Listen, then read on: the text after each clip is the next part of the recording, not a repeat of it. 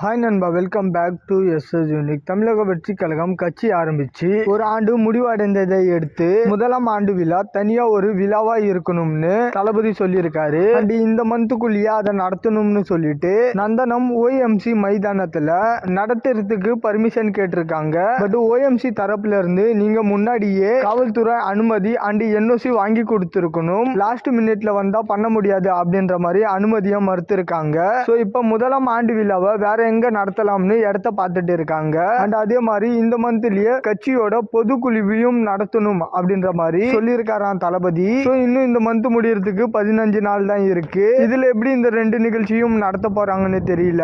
So Bussy Anand, Aadhav Arjun, John Arokiasamy இவங்க 3 பேரும் அதுக்கான டிஸ்கஷன்ல தான் இருக்காங்களாம். சீக்கிரமாவே இந்த நிகழ்ச்சி எங்க நடக்க போகுது அப்படின்ற மாதிரியான ஒரு முடிவையும் எடுக்கப்படும். அண்ட் மார்ச் மந்த்ல வேற தளபதியோட நடைப்பயணமும் இருக்கு. அண்ட் ஆல்சோ தளபதியோட கடைசி படமான ஜனநாயகன் படத்தோட ஷூட்டிங்குமே மார்ச் மந்த்ல தான் முடிக்கிறதா இருக்காங்க.